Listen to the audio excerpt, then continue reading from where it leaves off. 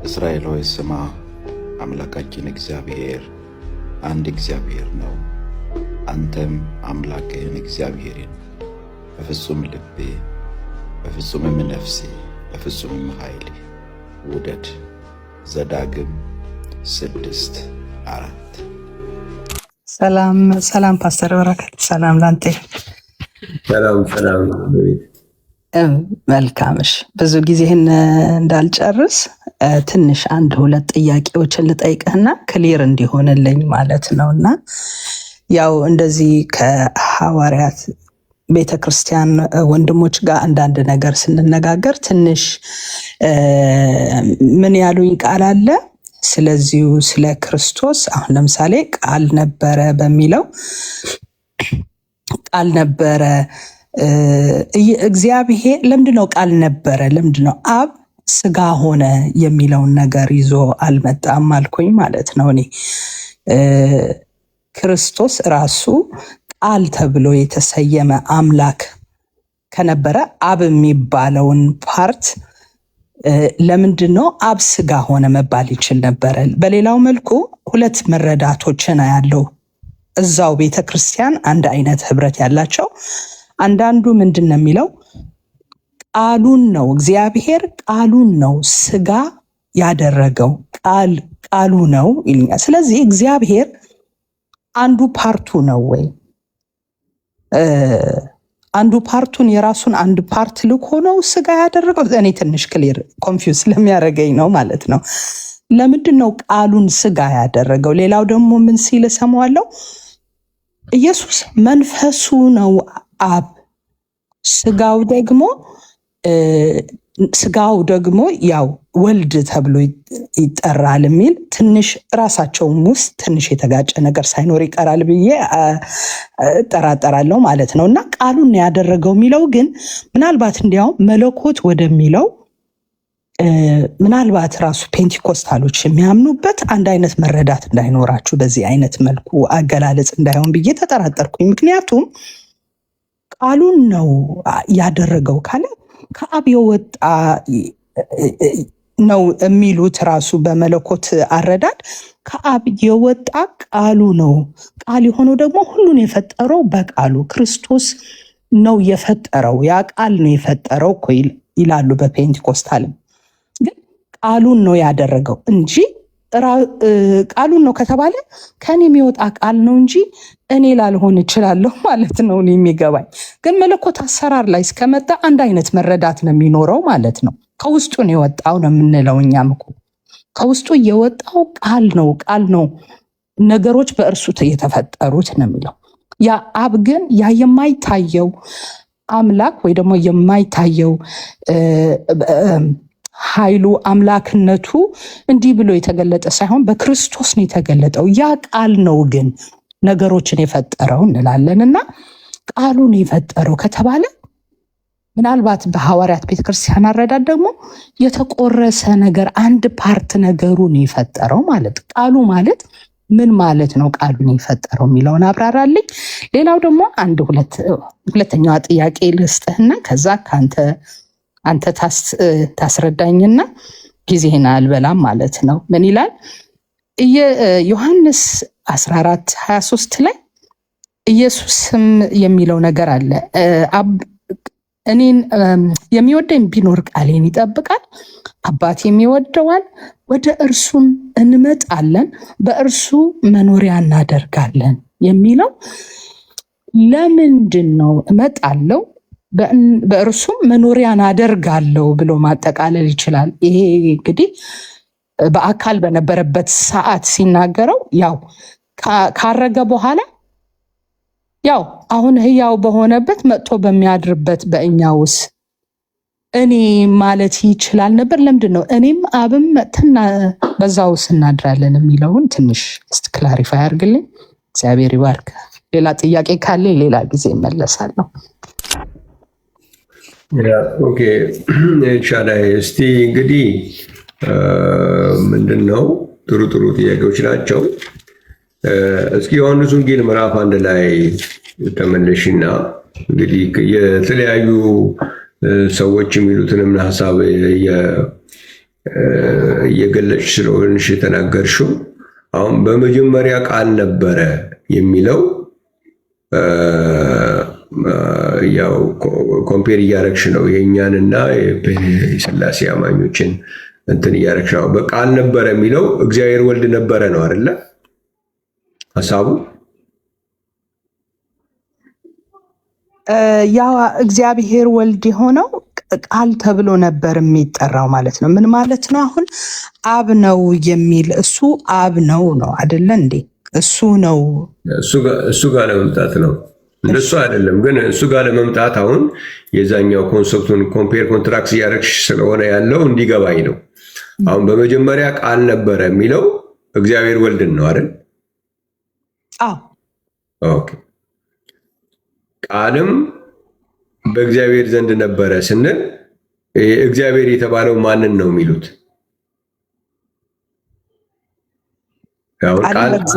ቃልን እግዚአብሔር ወልድ ነው ብለናል። ይሄ ቃል በእግዚአብሔር ዘንድ ነበረ የሚለው ይኸኛው እግዚአብሔር የሚለው ማንን ነው ነው የሚሉት? አው አሁን በዛው በፔንቴኮስታል ያለው መረዳት ቃልም ራሱ እግዚአብሔር ነው ነው ችግሩ። አሁን አብም እግዚአብሔር እሱ ጋር ምን እንመጣለን መጨረሻ ላይ እዛ ጋር ይላሉ። ግን ይሄ እግዚአብሔር የሚባለው ቃልም በእግዚአብሔር ዘንድ ነበረ ሲል ቃል የሚለው እግዚአብሔር ወልድ መሆኑን አይተናል። ቃል በእግዚአብሔር ዘንድ ነበር የተባለለት እግዚአብሔርስ ማንን ነው የሚያመለክተው? እንግዲህ እንደ መረዳት አይደለ እሱ ቃል የተባለውም ራሱ በአባት ዘንድም ነበር። ያው እንደዛ አይነት መረዳት ነው ያለው ማለት ነው። ስለዚህ የኛው ቃል በአባት ዘንድ ነበረ ብሎ ነው የሚረዱት ማለት ነው። አዎ ቃልም እግዚአብሔር ነበረ፣ እሱም ራሱ እግዚአብሔር ነው። ስለዚህ መለኮት ይባላል ነው እና ይሄ አሁን ይሄ ዘንድ የሚለው ራሱ ምንን ያመላክታል? እንዴት ትረዳዋለህ? አንተ አብራራልኝ ነው ወደና አንተ እንትኑን ለማግኘት እኮ ነው። ስለዚህ አሁን ምን ሆነ ግልጽ ሆኖልኛል። ስለዚህ እዚህ ጋር በመጀመሪያ እግዚአብሔር ወልድ ነበር። ኦኬ። እግዚአብሔር ወልድ በእግዚአብሔር አብ ዘንድ ነበረ። ከዛ እግዚአብሔር ወልድ እግዚአብሔር አብ ነበር። እግዚአብሔር አብ ነበረ ሳይሆን ራሱ የእግዚአብሔር ነው የቻለው እግዚአብሔር አምላክ ነው ለማለት ማለት ነው። ከላይ ቃልም በእግዚአብሔር ዘንድ ነበረ ስንል እኮ ይህ ቃል በእሱ ዘንድ ነበረ የሚባለው እግዚአብሔር አብ ነው አለ አይደለ? አሁን እግዚአብሔር በሚለው ፋንታ አባቱን ነው አብን ነው አለ። አብ ማለት ደግሞ እግዚአብሔር አብ ማለት ነው አይደለ? ስለዚህ ቃል የሚለው ደግሞ ወልድን ነው። ስለዚህ እግዚአብሔር ወልድ ነው። ስለዚህ በመጀመሪያ እግዚአብሔር ወልድ ነበረ። እግዚአብሔር ወልድ በእግዚአብሔር አብ ዘንድ ነበረ። ከዛ እግዚአብሔር ወልድ ደግሞ እግዚአብሔር አብ ነበረ ነው የሚሆነው። እግዚአብሔር የሚለውን እግዚአብሔር አብ ነበረ የሚለውን ሳይሆን ራሱም ኔቸሩ እግዚአብሔር ነው ነው። አሁን አየህ መለኮት ነው የሚባለው አይደለም? መለኮት ሲባል መለኮት እግዚአብሔራዊ። አሁን እኔ መረዳቱ እንዲስተካከልልኝ ስለምፈልግ ስታንዳርድ እንዳይሆን አሁን እኔ ምን መሰለሽ እዚህ ጋር የምናስገባው ነገር በዚህ ቦታ ላይ እዚህ ክፍል ዮሐንስ ወንጌል ምዕራፍ 1 ቁጥር 1 ላይ እግዚአብሔር ለሚለው ቃል የምንሰጠው ዴፊኒሽን ቃል ለሚለው የሰጠውን ዴፊኒሽን ነው ተከትዬ የሄድኩት። ቃል የሚለው እግዚአብሔር ወልድ ነው ቃል ነው። ቃል ደግሞ በእርሱ ዘንድ ነበር የሚባለውን እግዚአብሔር አብ ነው ቃል ነው። እግዚአብሔር ለሚለው ቦታ እግዚአብሔር አብን ሰጠን። ቃል ለሚለው ቦታ ደግሞ እግዚአብሔር ወልድን ሰጠን። እሺ፣ ስለዚህ በዛ ዴፊኒሽን መሰረት ስንሄድ በመጀመሪያ እግዚአብሔር ወልድ ነበረ። እግዚአብሔር ወልድ በእግዚአብሔር አብ ዘንድ ነበረ። እግዚአብሔር ወልድ ደግሞ እግዚአብሔር አብ ነበረ ነው የሚሆነው። ኦኬ። ወይ ደግሞ እግዚአብሔር ወልድ እግዚአብሔር አብ የሚለውን እንቶ ከተባለ ደግሞ ቃል የሚለውን ወልድ ነበረ። ወልድ በአብ ዘንድ ነበረ። ምክንያቱም ቃል የሚለው ወልድ ነው፣ እግዚአብሔር የሚለው ደግሞ አብ ነው ስለተባለ ወልድ በመጀመሪያ ወልድ ነበረ። ወልድ በአብ ዘንድ ነበረ። ወልድ አብ ነበረ ነው የሚሆነው። ያ ቃል መለያው ያ ወልድ የሆነውን መለያው የነበረ ቃል ተብሎ ይጠራበት የነበረ ነገር አልነበረም? ካልሆነ ለምንድነው አብ ሆኖ ራሱ አብ ስጋ ሆነ ተብሎ ያልተጠቃለለ? ምክንያቱም ይሄ ነገር በጣም ተፋፍሎናል። እኔ አሁን ያብራራውልሽ እዚህ ጋር ያየሁት ምንድን ነው፣ በዛኛው በኩል ባለው ኮንሰፕት እንሂደው ብለን ካለን ደብል ስታንዳርድ ሳይኖረው በሚሉት መንገድ እንሂድ ቢል አያስኬድም ነው። እግዚአብሔር ወልድ አድርገን ብንቀይረው፣ አብ አድርገን ብናስቀይረው በመጀመሪያ ወልድ ነበረ፣ ወልድ በአብ ዘንድ ነበረ፣ ወልድ አብ ነበረ ወደሚል ነው የሚመጣው።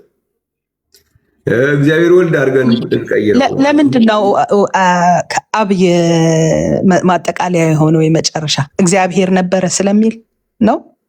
እግዚአብሔር ለሚለው ቦታ አብን ሰጠነው አይደል? ስለዚህ እንደዛ በምታደርጊበት ጊዜ በመጀመሪያ እግዚአብሔር ወልድ ነበረ፣ ከዛ እግዚአብሔር ወልድ በእግዚአብሔር አብ ዘንድ ነበረ፣ ከዛ እግዚአብሔር ወልድ እግዚአብሔር አብ ነበረ ነው የሚሆነው። እግዚአብሔር ለሚለው እግዚአብሔር አብን ነው ካለን፣ ቃል የሚለውን ደግሞ እግዚአብሔር ወልድ ነው ብለን ካስገባ ነው በዚህ መንገድ ነው የሚመጣው። አይ አብና ወልድ ብቻ ይባል፣ እግዚአብሔር ወልድ እግዚአብሔር አብ አይባል፣ ቃል የሚለውን ወልድ ብቻ እንበለው፣ እግዚአብሔር የሚለውን ደግሞ አብ ብቻ እንበለው ካልን ደግሞ በመጀመሪያ ወልድ ነበረ፣ ወልድ በአብ ዘንድ ነበረ፣ ወልድም አብ ነበረ ወደሚል ነው የሚመጣው። ስለዚህ ይሄ የሚያስኬድ እንደ ካልኩሌሽን ነው የሚሆነው። ያው መረዳቶች ግን የተለያዩ ስለሆኑ ማለት ነው። እሺ እንሂድና ወደ እንትኑ ወደኛ እንምጣ። ወደ ንጽጽሩ ስላስገባሽኝ የንጽጽሩን መንገድ በደንብ እንየው ከተባለ ምን እንደሚመስል እንድናየው ነው። ወደኛ ስንመጣ የጠየቅሽን ምን አለ? ስጋውን ወልድ ይሉታል፣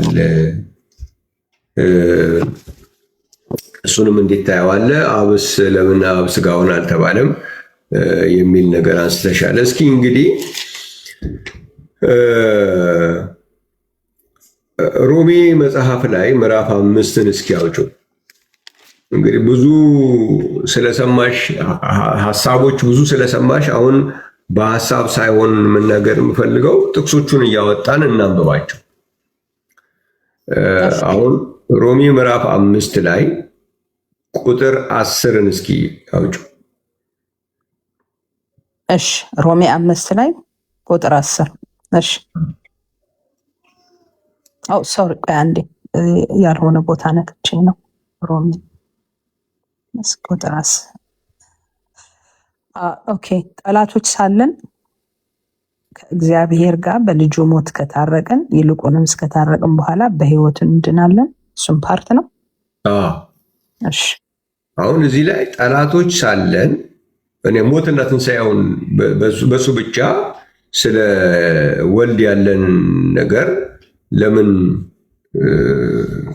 አሁን ሰዎች ከሚሉት ጋር እንዴት እንደሚለይ ለማሳየት ነው።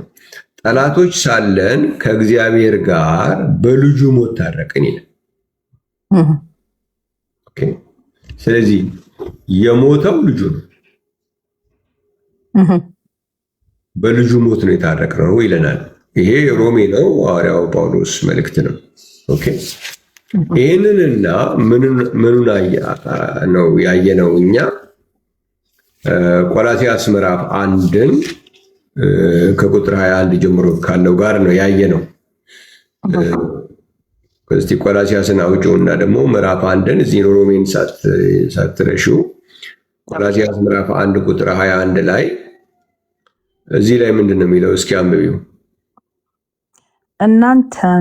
እናንተንም ነውርና ነቀፋ የሌላችሁ ቅዱሳን አድርጎ በእርሱ ፊት ያቀርባችሁ ዘንድ በፊት የተለያችሁትን ክፉ ስራችሁን በማድረግ በሀሳባችሁ ጠላቶች የነበራችሁትን አሁን በስጋው ሰውነት በሞቱ በኩል አስታረቃችሁ። አሁን እዛ ላይ ጠላቶች ሳለን ከእግዚአብሔር ጋር በልጁ ሞት ታረቅን አለ። እዚህ ደግሞ በሀሳባችሁ ጠላቶች የነበራችሁትን አሁን በስጋው ሰውነት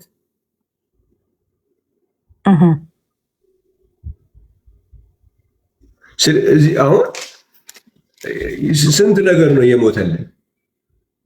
እዚህ ጋር በስጋው ሰውነት ነው ጠላቶች ሳለን ከእግዚአብሔር ጋር የታረቅነው በስጋው ሰውነት ሞት ነው አለ። እዚህኛው ላይ ደግሞ በልጁ ሞት ነው አለ። ሐዋርያው ጳውሎስ በስጋው ሰውነት ሞት እያለ ሪፈር እያደረገ ያለው በልጁ ሞት የሚለውን አይደለም ማለት ያው የእግዚአብሔር ልጅ አይደል ኢየሱስ የእግዚአብሔር ልጅ። አሁን እዚህ ጋር የእግዚአብሔር ልጅ እየተባለ ሪፈር እየተደረገ ያለው የሞተልን ነው። ያልሞተ ልጅ የለውም እግዚአብሔር፣ የሞተልን ልጅ ነው። በልጁ ሞት ታረቀን አለ። እዚህ ጋር ደግሞ በስጋው ሰውነት አለ። ስለዚህ እግዚአብሔር ልጅ እያለ ያለው ሞተልን ብሎ ሐዋርያው ጳውሎስ የሞተልን የእግዚአብሔር ልጅ እያለ ሪፈር እያደረገ ያለው የስጋውን ሰውነት ነው። እዚህ ጋር ምን እናድርገው ነው የኛ ጥያቄ። ልጅ የሚለው ነገር እየመጣብን ያለው በስጋው ሰውነት ምክንያት ነው የሚለው። እስኪ ያዡ ዝም ብለሽ ያዡ እና አንደኛ ተሰሎንቄ ላይ ደግሞ እስኪ እንሂድ። አንደኛ ተሰሎንቄ ምዕራፍ 1 ቁጥር 9 እና 10 አንድ ላይ ነው ያሉት። እስኪ ምንድን ነው የሚለው? አንብቢው እስኪ። እነርሱ ራሳቸው ወደ እናንተ መግባታችን እንዴት እንደነበረ ስለ እኛ ይናገራሉና ለሕያውና ለእውነተኛው አምላክ ታገለግሉ ዘንድ ከሙታን ያስነሳውን ልጁን እርሱንም ኢየሱስ ከሚመጣው ቁጣ የሚያድነን ከሰማይ ትጠብቁ ዘንድ ከጣዖቶች ወደ እግዚአብሔር እንዴት ዞር እንዳላችሁ ይናገራሉ ይላል። እዚህ ጋር ለእውነተኛ አምላክ ታገለግሉ ዘንድ ብሎ ከሙታንም ያስነሳውን ልጁን እርሱንም ኢየሱስ ክርስቶስን ይላል። አሁን ከሙታን ያስነሳው እውነተኛ አምላክ ከሙታን ያስነሳው ማንን ነው የሚለው? ልጁን።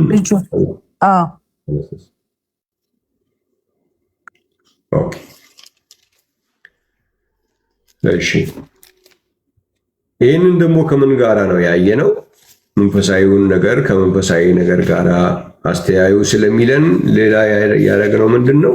ዮሐንስ ወንጌል ምዕራፍ 2 ጋራ ነው ያየነው። ዮሐንስ ወንጌል ምዕራፍ 2 ቁጥር 19 ላይ ቁጥር 2:19 እሺ ኢየሱስ መልሶ ይህን ቤተ መቅደስ አፍርሱት፣ በ3 ቀንም አነሳዋለሁ አላቸው። ስለዚህ አይሁድ ከ46 ዓመት ጀምሮ ይሰራ የቤተ መቅደስ ከ46 ዓመት ጀምሮ ይሰራ ነበር፣ አንተ ሰው 3 ቀን ታነሳዋለህ አሉት። እርሱ ግን ስለ ሰውነቱ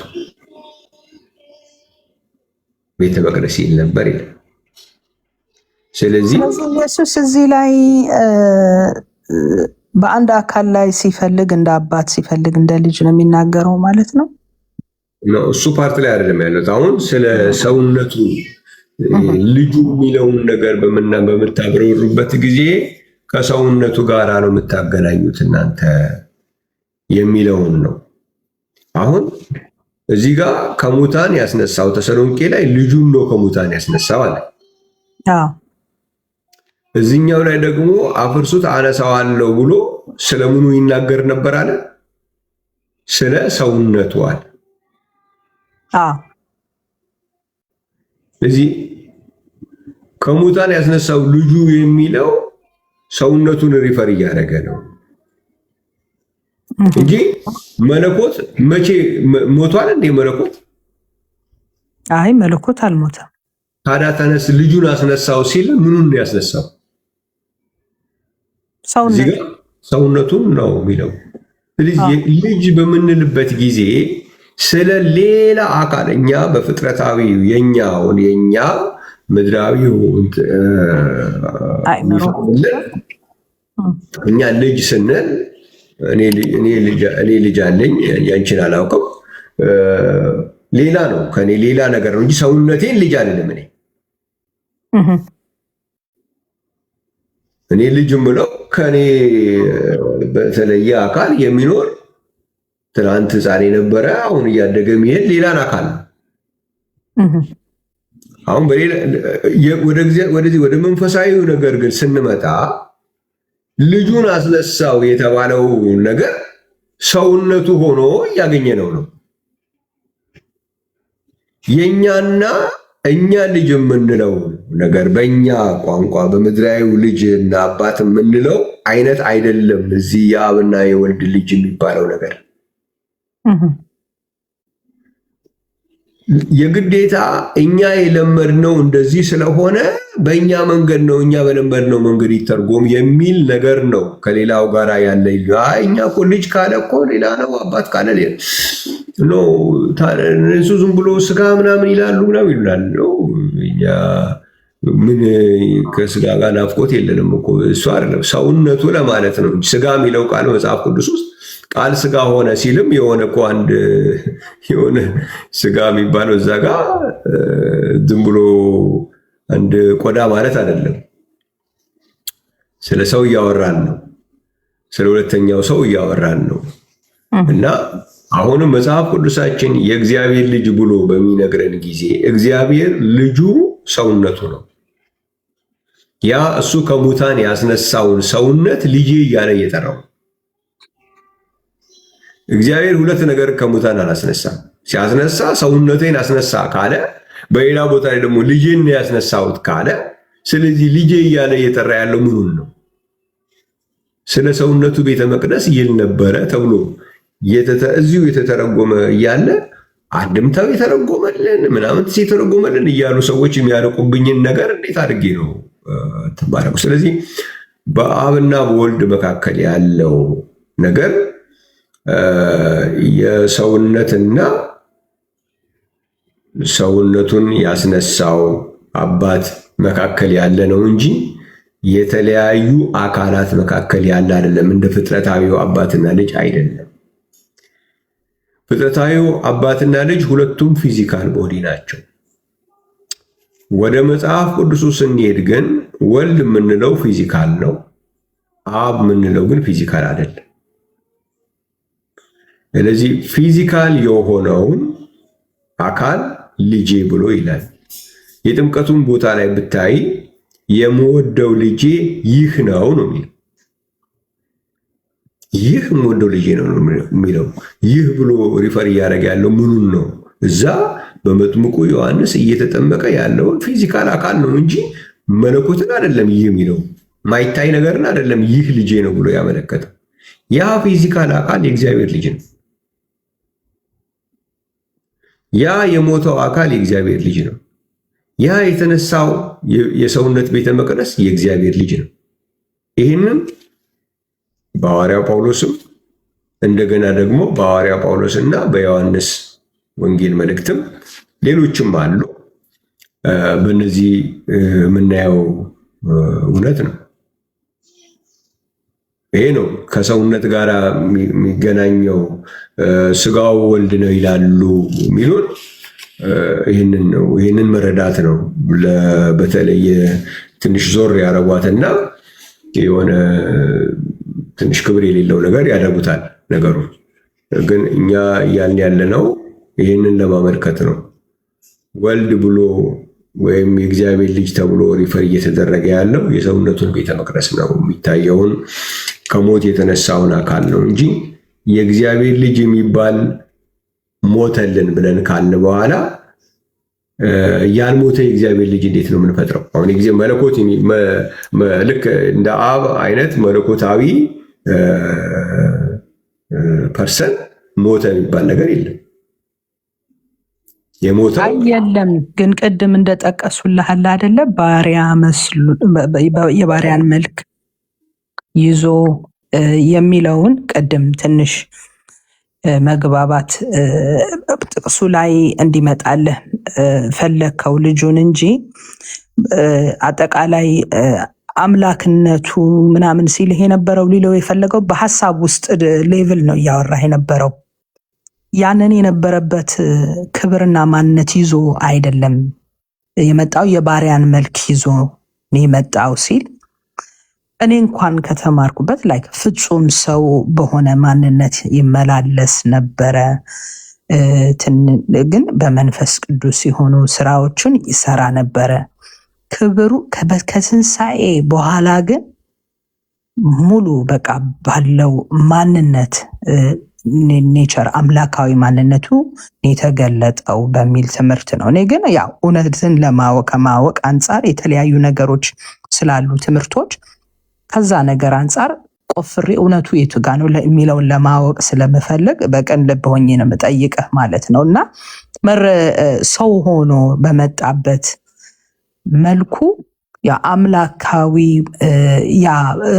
ሙሉ ፓወሩና መለኮት የሆነው ኔቸሩን አላንጸባረቀም ነገር ነው። እና እኔ እንኳን እንግዲህ እግዚአብሔር ነው የሚያበራው፣ ይሄ ሰው ጉዳይም አይደለም። ግን የአምላክነት ክብሩን ትቶ አልመጣም። በሰው ምሳሌ ሲመጣ አምላክን ምንድን ነው ያለው? ኢሳያስም ሲነግረን እኮ ሕፃን ተወልዶልናል፣ ወንድ ልጅ ተሰጥቶናል ካለ በኋላ አለቅነት በጫንቃው ላይ ይሆናል ነው የሚለው እንጂ በዛ በሰውነት በሚመጣበት ጊዜ የአምላክነት ክብሩን ይተዋል የሚል ነገር የለም። የሚተው ነገር አይደለም። አምላክነት የሚለቀቅ የሚተው ምናምን አይደለም የሚልም ነገርም የለንም። ግን ሲመጣ በሰው ምሳሌ ሆኖ የባሪያን መልክ ይዞ በሰው ምሳሌ ሆኖ ነው የመጣው። ትክክል ነው። ሰውነቱ ነው ያ። በዛ ሰውነት ግን የመለኮት ሙላት ሁሉ በዛ ሰውነት ተገልጦ ነው የሚኖረው። መለኮት የለም አይደለም በዛ ሰውነት። ያ ሰውነት ነው የባሪያን መልክ የያዘ ብንል፣ በሰው ምሳሌ ብንል የሰውነቱን ፓርት ነው የምንገልጸው። ለመስቀል ሞት የታዘዘ ሆነ ብንል የሰውነቱን ፓርት ነው የምንገልጸው። አምላክነቱ ግን በዛ ሰውነት አለ። የመለኮት ሙላት ግን በዛ ሰውነት አለ። ትቶት መጣ የሚባል ነገር የለም። አልተጻፈልንም። እንደዛ የሚተውም ነገርም አይደለም። ግን አሁን በዛ በሰውነቱ ግን ሲመላለስ የነበረበት አመላለስ ግን ይሄን ይመስላል ብለን መግለጽ እንችላለን። ያ ሰውነት ደግሞ ዝም ብሎ እንደኛ አይነት ሰውነት ተብሎ የሚቆም አይደለም። ለእግዚአብሔር ልጁ ነው። ሞተ የምንለው ሰውነት ሞተ የምንለውን ልጄ ሞተ ብሎ ነው እግዚአብሔር የሚለው። ኦኬ። እግዚአብሔር ሞተ የሚለው ልጁን ነው። መለኮትን ሞተ አይልም እግዚአብሔር። አሁን ምንድን ነው በሌላ ቦታ ላይ ያለው? ልክ እንደ እግዚአብሔር አብ እግዚአብሔር ወልድ የሚባል አካል ነበረ። ያ አካል ነው የሞተው ነው የሚለው። ያ አካል እንደ እግዚአብሔር አብ እኩል የነበረ እግዚአብሔር ወልድ የሚባል አካል ከሆነ እንዴት ሞተ? ይሞታል። መለኮት ሊሞት አይችልም። እግዚአብሔር ደግሞ ልጄ ብሎ ያለው የማይሞትን ነገር ሳይሆን የሚሞትን ነው። የሞተ እንደገና ደግሞ ከሞተ በኋላ ያስነሳውን የሰውነት ቤተ መቅደስ ልጄ እያለ እሱ ነገር በእኛ የተለመደ አይደለም። እኛ ሰፈር እንደሱ አይነት ልጅነት አናውቅ። ሰውነቱን ልጄ ብሎ የሚል ማንም ሰምተን አናውቅም። እንዲያውም አንዳንዴ አሁን እኔ ለምሳሌ ሰውነቴ ልጄ እላለሁ ይላሉ አንዳንድ ሰዎች። አንተማ እንዴት ትችላለህ? አንተማ ልትል አትችልም። የምናወራው እግዚአብሔር መንፈስ የሆነው እግዚአብሔር ግን ከሙታን ያስነሳውን ሰውነት ልጄን አስነሳው እያለ ነው።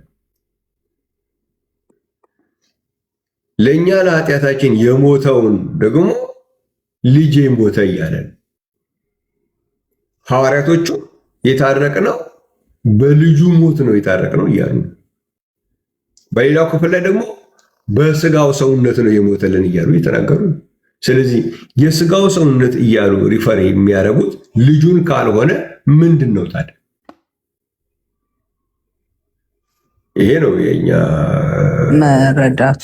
ኦኬ እንትን የሚለው ሌላኛው ደግሞ ምንድን ነው ከዚህ ጋር ከአብ ጋር በተያያዘ ማንሳት የሚኖርብን ነገር ምን አለ? እኛ ኢየሱስ ክርስቶስ ሁሉን ያውቃል ብለን እናምናለን። አምላክ ነው ብሎ አምላክ ነው ግን ሁሉን የማያውቅ አምላክ የሚባል አስተምህሮ ትክክል አይደለም ብለን ነው የምናምነው። ትክክል፣ እሱ እኔም አምናለሁ። ግን በሰውነት ማንነቱ ይሉታል እኮ እነሱ። በዛም በሰውነት ማንነትም ቢኬድ በአምላክነት ያለውን አይነካበትም። አሁን ምን ለማለት መሰለሽ፣ ይሄ ነገር አደጋው ምንድን ነው? ጌታ ኢየሱስ ክርስቶስ በማቴዎስ ወንጌል ምዕራፍ 24:36 ላይ ስለዛች ቀን ወይም ስለዛች ሰዓት ከአባት ብቻ በቀር ማንም አያውቅም አለ። ሰማያዊ መላእክትም ቢሆን ልጅም ቢሆን ማንም የሚያውቅ የለም ከአባት ብቻ በቀር አለ። አሁን ኢየሱስም ወልድ ብቻ አድርጎ ያስቀመጠ ቴዎሎጂ ኢየሱስ ሁሉን ያውቃል ማለት እንዴት ይችላል? ቢያንስ የመጨረሻውን ቀን አያውቅም። ምክንያቱም አብ አይደለማ ኢየሱስ። ኢየሱስ ሁል ጊዜ ወልድ ብቻ ስለሆነ የመጨረሻውን ቀን ደግሞ ለማወቅ አብ መሆን ይጠይቃል።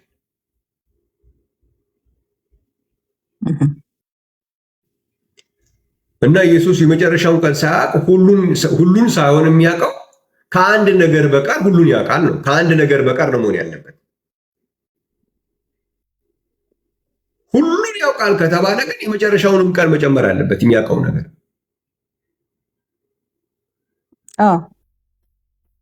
የመጨረሻውን ቀን ለመጨመር ደግሞ ወልድ ብቻ ሆኖ አይሆንም። ኢየሱስ የመጨረሻውን ቀን ለማወቅ አብም መሆን አለበት።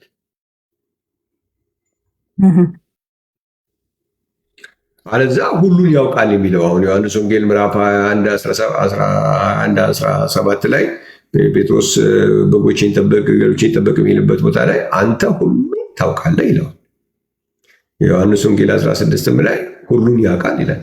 ቆላስይስም ላይ ሐዋርያ ጳውሎስ የእውቀትና የጥበብና የእውቀት መዝገብ በእርሱ ነው የሚል ሁሉ። ስለዚህ ኢየሱስ ሁሉን ያውቃል ከተባለ የመጨረሻውን ቀንም ያውቃል ማለት ነው። የመጨረሻውን ቀን የሚያውቅ ከሆነ ደግሞ ወልድ ብቻ ነው የሚለው ቴዎሎጂ አደጋ ውስጥ ነው የሚገባው። እና እንደዚህ አይነት እይታዎች አይታዩም። ዝም ብሎ አባት ነው ልጅ ነው ምናምን ነው የሚሉ ዝም ብሎ እነኚህ በጣም ማይነር ነገሮች ናቸው ለኛ። ምክንያቱም እሱ ሰውኛ ነው፣ ሰውኛ ብቻ ነው፣ በእኛ ሊሚቴሽን ያለ ንግግር ነው እሱ። ወደ መጽሐፍ ቅዱስ ስንመጣ መንፈሳዊ ነገር ነው የምንነጋገረው። አባት የሚለው ምኑን ነው፣ ልጅ ሲልስ ምኑን እያመለከተ ነው የሚለውን ነገር መታየት አለበት። እዚች አሁን የተናገርካት ቃል ላይ እንደው በጥያቄ መልኩ ኢየሱስ ለምንድን ነው ያንን ቃል የተናገርሽ? ለምን አለው? ለምን መለኮ ስም ነው ማለት አብ በእርሱ ይኖራል ብለናል አይደለ? አብ በእርሱ ይኖራል።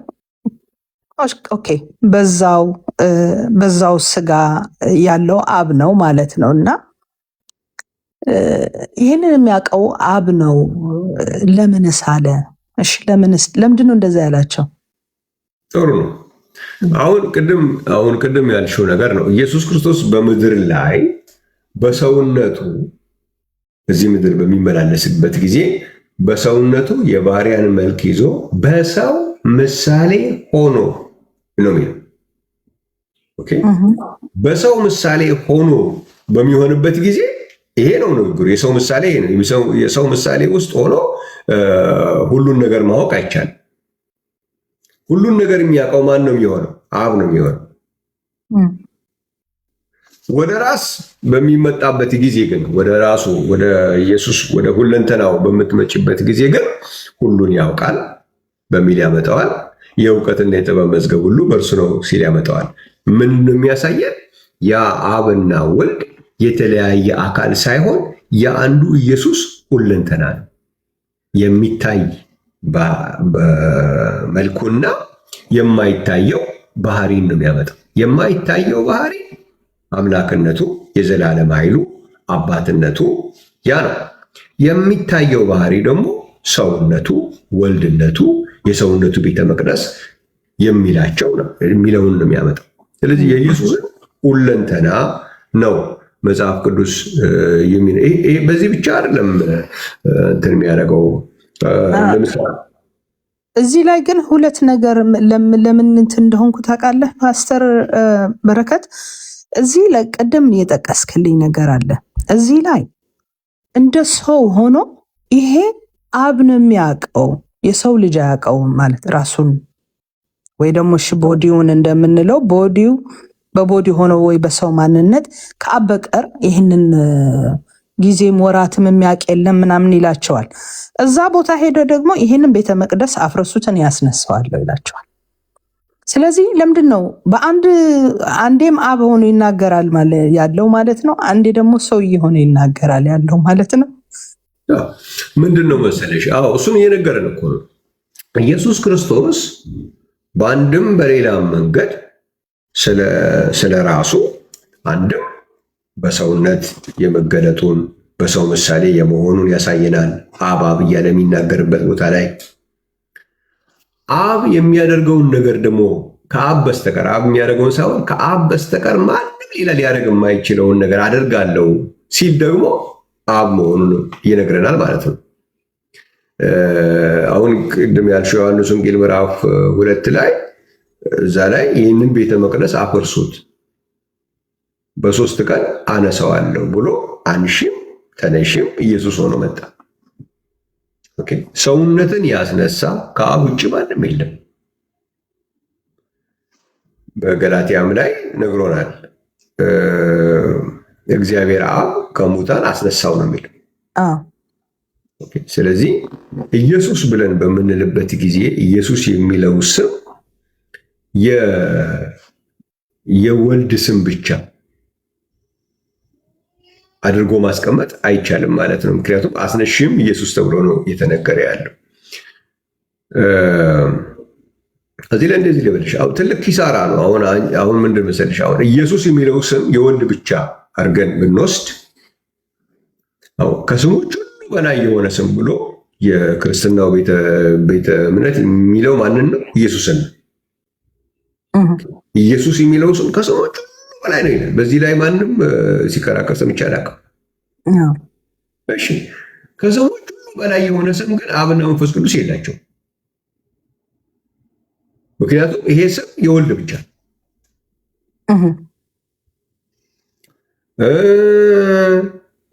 መዳን በሌላ በማንም የለም የሚባልለት ስም ኢየሱስን። ግን ይሄ ስም የመንፈስ ቅዱስና የአብ አይደለም። እዚህ አብና መንፈስ ቅዱስ የሚያድን ስም የላቸው፣ ከስሞች ሁሉ በላይ የሆነ ስም የላቸው።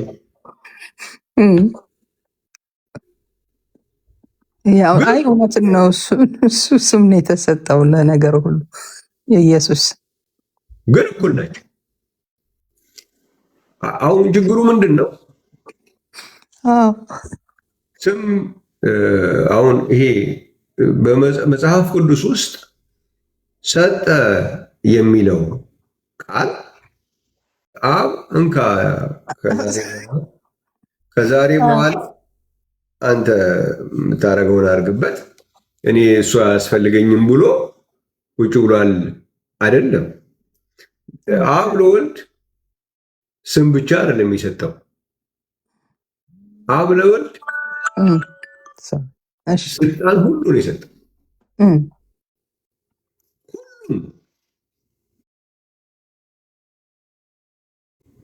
ሁሉን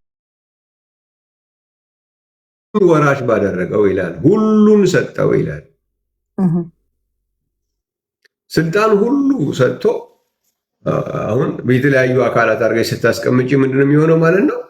ሁሉ ነው ስልጣን ሰጠው ቢል ኖሮ የተወሰነ አንተ አንድ የሆነው ፓርት አስተዳደር ብሎ የሆነ ነገር ሰጥቶት እሱ ደግሞ የሆነውን ይዞ ቀረ ሊሆን ይችላል። ግን ምንድነው የሚለው? ስልጣን ሁሉ። እንዴት ነው ስልጣን ሁሉ የሰጠው? በቆላሲያስ ላይ ምንድነው የሚነግረን? ስለ ስልጣን ሁሉ ሲነግረን በዚህ አሁን ሰውነት በምንለው በእርሱ የመለኮት ሙላት ሁሉ በሰውነት ተገልጦ ይኖራልና ለአለቅነትና ለስልጣን ሁሉ ራስ ሆነ ይላል። ሰጠ የሚለው እንካ አይደለም። እንካ እኛ የምናውቀው ቋንቋ ነው። በመጽሐፉ ግን ምንድነው የሆነው? የመለኮት ሙላት በሰውነት ተገለጠ። የመለኮት ሙላት ሁሉ በሰውነት ተገልጦ ይኖራልና ለአለቅነትና ለስልጣን ሁሉ ወራሽ ሆነ። ስለዚህ ያለቅነትና ለስልጣን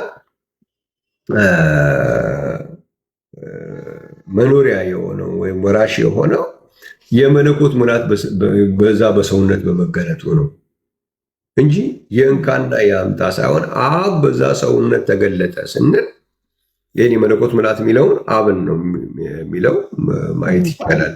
በቆላሲያስ ላይ ያለውን ሮሜ ምዕራፍ 1 ላይ ያለውና ሐዋርያት ሥራ መጽሐፍ 17 ብትሄጂ በእንግሊዝኛው ጋድሄድ ነው የሚለው። all the fullness of the Godhead dwells in him bodily ነው የሚለው። በሐዋርያት ሥራ ላይ ስታነቢ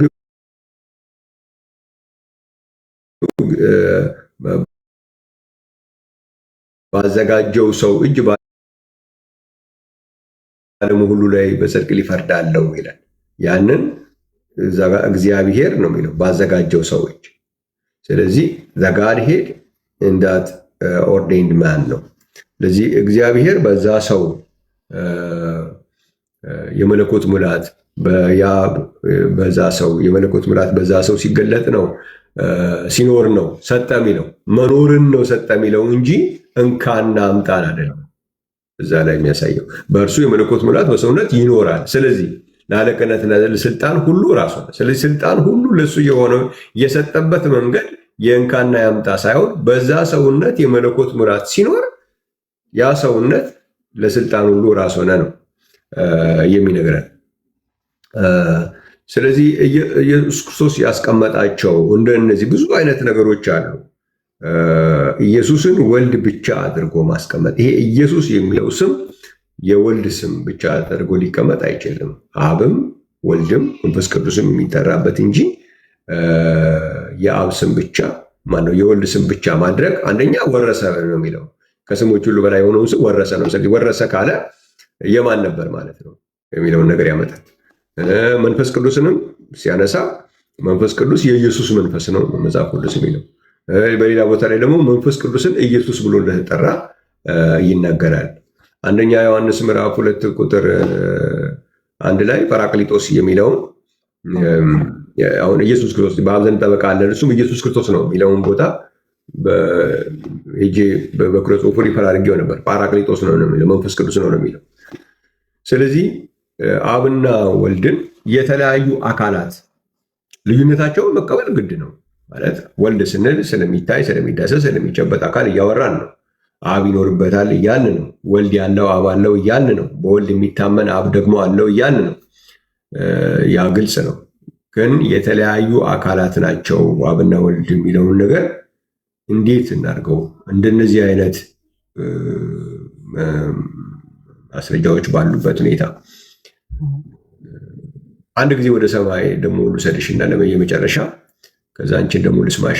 ራእይ መጽሐፍ ምዕራፍ 22 ላይ ስታነቢ እንግዲህ የመደምደሚያችን ላይ እዛ ጋር የምናየው ከእንግዲህ ወዲህ መርገም ከቶ አይሆንም ይላል። ራእይ ምዕራፍ 22 ቁጥር 3 ላይ የእግዚአብሔርና የበጉም ዙፋን በእርሷ ውስጥ ይሆናል ይላል።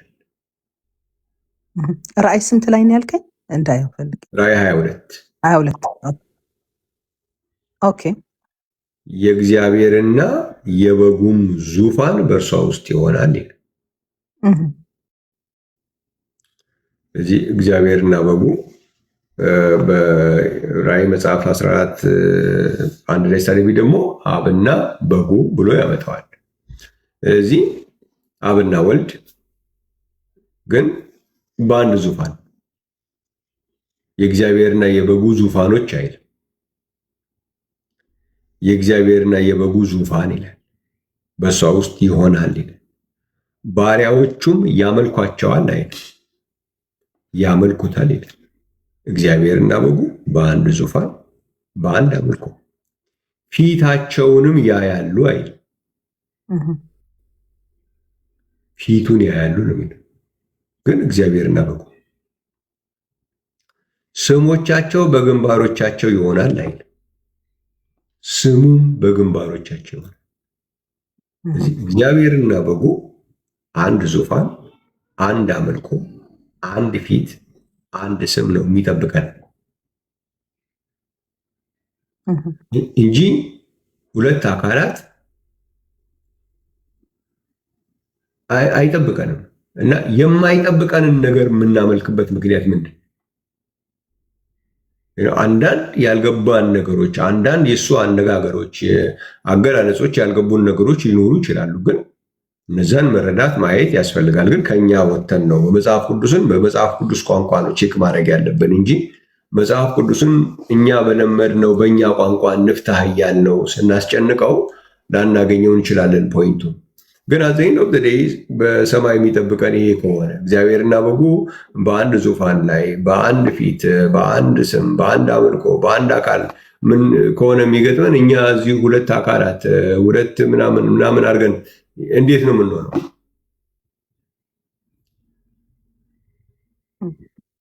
ስለዚህ በደንብ የታየ ነገር መሆን አለበት ነው።